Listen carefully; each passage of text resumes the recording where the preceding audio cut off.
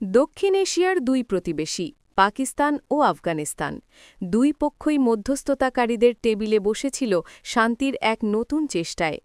কিন্তু ৪ দিনের ইস্তানবুল আলোচনায় সমঝোতা মেলেনি কেন?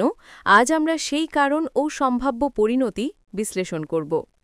আপনারা দেখছেন জিবিসি বাংলা নিউজ, সত্য ন্যায়ের পথে। চলুন পার্শ্ববর্তী এই সংকটের মূলগুলো খতিয়ে দেখি। তুরস্কের ইস্তানবুলে ৪ দিনব্যাপী আলোচনায় অংশ নিয়েছিল কাতার ও তুরস্কের মধ্যস্থতায় আহ্বানকৃত দুই পক্ষ।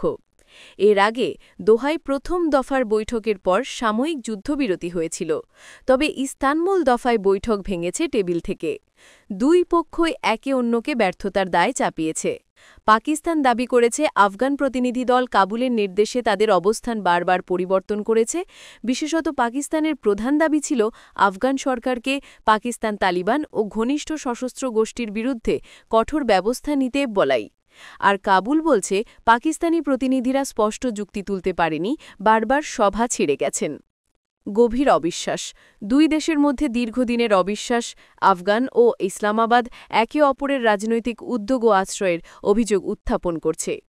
টিটিপি ও আফগান তালিবানের সম্পর্ক আদতে মতদর্শগত মিল থাকলেও বাস্তবে আফগান তালিবানকে টিটিপির বিরুদ্ধে কড়া অবস্থান নিতে বলা কঠিন। আফগান তালিবান নকশা রাজনৈতিক স্বার্থ ও অভ্যন্তরীণ স্থিতিশীলতার কারণে মুক্তভাবে সিদ্ধান্ত নিতে পারে না বলে বিশ্লেষকরা মনে করেন। আঞ্চলিক জটিলতা ও তৃতীয় পক্ষের ভূমিকা। কাতার, তুরস্ক, চীন, রাশিয়া মধ্যস্থতা করলেও প্রাতিষ্ঠানিকভাবে গভীর সামরিক ও গোয়েন্দা উদ্বেগ মেটে উঠতে পারেনি। অ্যালায়েন্স ও নিরাপত্তা উদ্বেগ। ইসলামাবাদ মনে করে কাবুল শুধু টিটিপিকেই নয়, অন্য জলক্ষিপ্ত গোষ্ঠীকেও আশ্রয় দিচ্ছে। কাবুল এই অভিযোগ স্বীকার করে না। ভূকেন্দ্রিক সংসদীয় ও সামাজিক প্রতিক্রিয়া।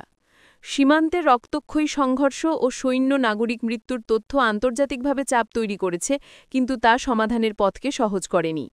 নিরাপত্তা বিশ্লেষকরা বলছেন এখানে শুধু কূটনীতি নয়, মতদর্শ, ঐতিহাসিক আর অস্ত্রসামরিক সম্পর্কও জড়িত, তাই দ্রুত সমাধান কঠিন। সীমান্ত বিক্ষোভ, নতুন হামলা ও পাল্টা সামরিক অভিযান সম্ভাব্য। টিটিপিএ সক্রিয়তা বাড়লে পাকিস্তানের নিরাপত্তার অবনতির আশঙ্কা প্রবল। মধ্যস্থতাকারীদের শেষ মুহূর্তের চাপ ছাড়া দ্রুত স্থায়ী সমঝোতা মেলানো কঠিন। আঞ্চলিক স্থিতিশীলতার জন্য কূটনৈতিক সূক্ষ্ম কাঠামোর পাশাপাশি বাস্তবিক নিশ্চয়তা, অর্থনৈতিক প্রণোদনা, বিনিয়োগ ও দমন মুক্তি ইত্যাদি সমঝোতা শর্ত হতে পারে। ফিল্ডে সংঘাত থামাতে চুক্তি চলমানতায় বাস্তব দায়বদ্ধতা জরুরি। আপনারা দেখছিলেন জিবিসি বাংলা নিউজ, সত্য ন্যায়ের পথে। আপডেট পেতে সঙ্গে থাকুন।